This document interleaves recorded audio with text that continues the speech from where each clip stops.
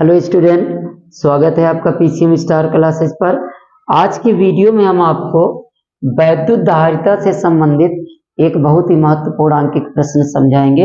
ये प्रश्न class 12th में बोर्ड एग्जाम में कई बार पूछा गया है। तो आइए देखते हैं प्रश्न क्या है। प्रश्न है, दिए गए परिपथ में निम्नलिखित की गणना करो। देखिए, ये एक वैद्युत परिपथ दिया है आपको। इसमें इधर 12 माइक्रोफैरड का संधारित्र लगा है, इधर 6 माइक्रोफैरड का, इधर 2 माइक्रोफैरड, इधर 6 माइक्रोफैरड और इधर 3 माइक्रोफैरड। इस प्रकार से इस परिपथ में कुल 5 संधारित्र लगे हुए हैं और नीचे 10 वोल्ट की बैटरी लगी हुई है। तो नंबर 1 ज्ञात करना है परिपथ की तुल्य धारिता, और नंबर 2 3 माइक्रोफैरड व 2 माइक्रोफैरड वाले संधारित्रों पर आवेश ज्ञात करना है। तो आइए हल करते हैं इसको डियर स्टूडेंट, बहुत ही इंपॉर्टेंट प्रश्न है। तो सबसे पहले देखिए, जो समांतर चतुर्भुज आपको बना इस प्रकार से, इसकी ऊपर वाली दो भुजाओं पर इधर 12 माइक्रोफैरड और इधर 6 माइक्रोफैरड के दो संधारित्र लगे हैं, और नीचे वाली भुजाओं पर 6 माइक्रोफैरड व 3 माइक्रोफैरड के दो संधारित्र लगे हैं।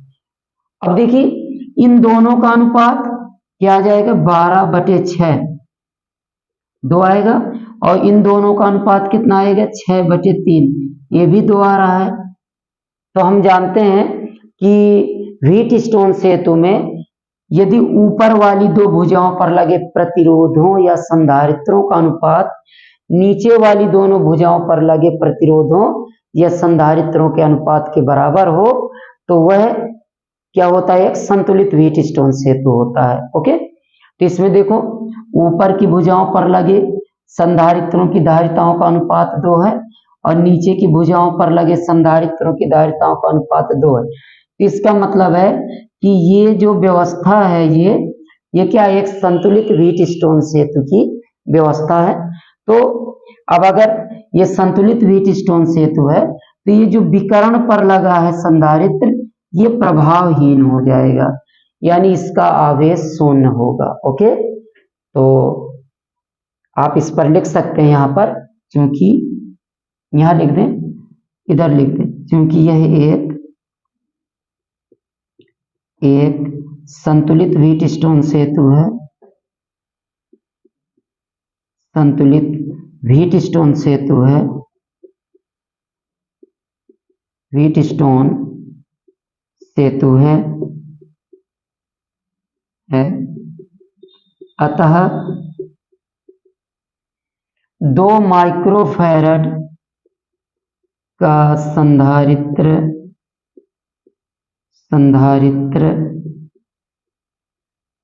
प्रभावहीन होगा,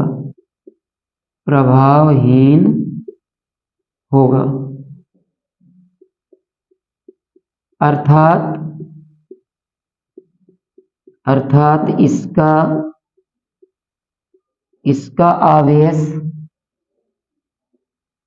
इसका आवेश शून्य होगा। ओके,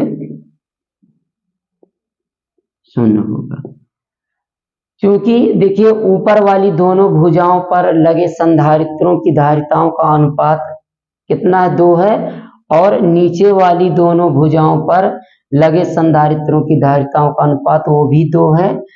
ओके, तो यानी ये क्या है, एक संतुलित व्हीटस्टोन सेतु है। तो संतुलित व्हीटस्टोन सेतु में ये जो विकर्ण पर संधारित्र लगा, ये क्या हो जाएगा, प्रभावहीन हो जाएगा, यानी इसका आवेश क्या होगा, शून्य होगा। अब देखिए, हम पहला पॉइंट निकाल रहे हैं, यहाँ कर देते हैं इसको, पहले पॉइंट को इधर हल करते हैं। अब जब ये संधारित्र निरस्त हो जाएगा, प्रभावहीन हो जाएगा, यानी इसका आवेश शून्य होगा। तो अब देखिए, ये दोनों किस क्रम पे हैं, श्रेणी क्रम में होंगे, और नीचे के दोनों श्रेणी क्रम में होंगे। फिर इनका जो परिणामी आएगा, इनके परिणामी के साथ में क्या हो जाएगा, समांतर क्रम में होगा। ओके, तो हमें क्या ज्ञात करना, परिपथ की तुल्य धारिता। तो क्योंकि 12 माइक्रोफैरड व 6 माइक्रोफैरड श्रेणी क्रम में है, श्रेणी क्रम में हैं, अतः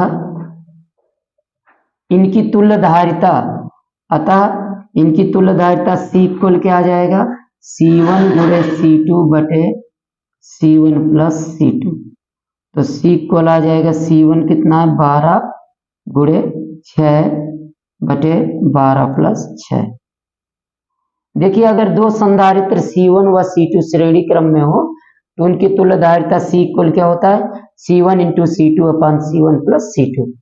तो ये कितना आ जाएगा C इक्वल 12 छंग 72 और बटे 12 6 18, तो 18 चौके 72, 4 माइक्रोफैरड। ओके, और इसी प्रकार ये नीचे दोनों हैं 6 माइक्रोफैरड व 3 माइक्रोफैरड, ये भी श्रेणी क्रम में होंगे क्योंकि 6 माइक्रोफैरड व 3 माइक्रोफैरड श्रेणी क्रम में है,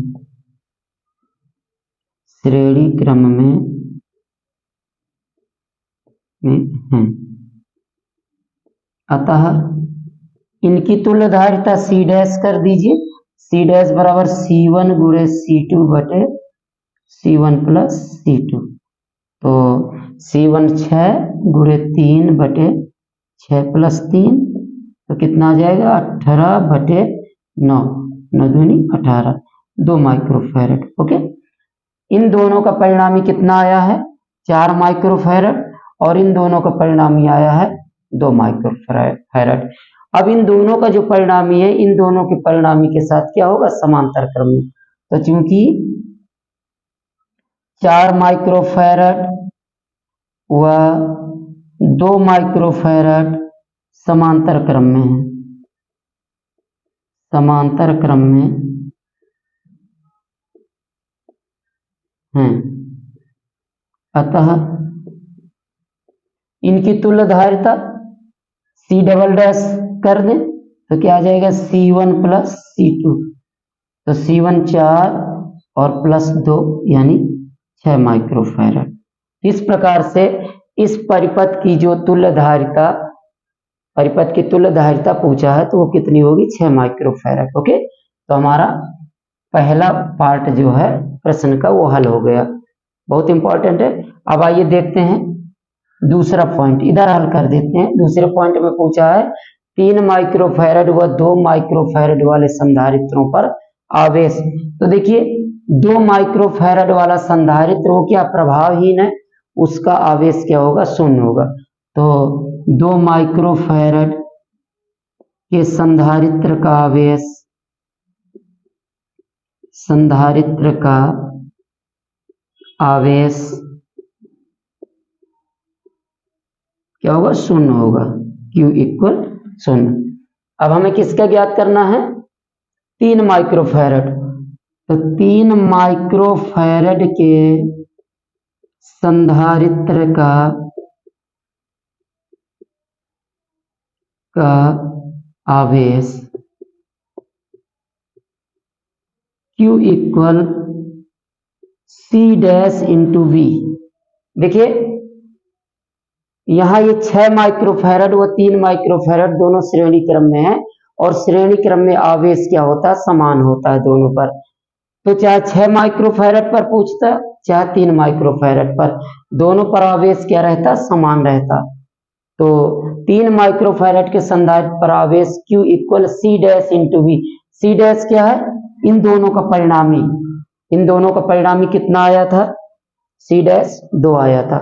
यहाँ हम क्या Q इक्वल क्या आ जाएगा 2 गुणे और V कितना है, इन दोनों का परिणामी जो आया था वो 2 माइक्रोफैरड था। ओके, तो इन दोनों का के परिणामी के जो सिरों का विभवांतर होगा वो 10 वोल्ट होगा। तो यहाँ क्या रख देंगे 10, इस तरह से Q इक्वल आ जाएगा 20 माइक्रो कूलम। इस प्रकार से ये दूसरा पार्ट भी इसका हल हो गया। बहुत इंपॉर्टेंट प्रश्न है ये। तो उम्मीद करते हैं कि वीडियो आपको पसंद आया होगा। अगर वीडियो पसंद आया हो तो प्लीज इसको लाइक व शेयर जरूर करें। Thank you.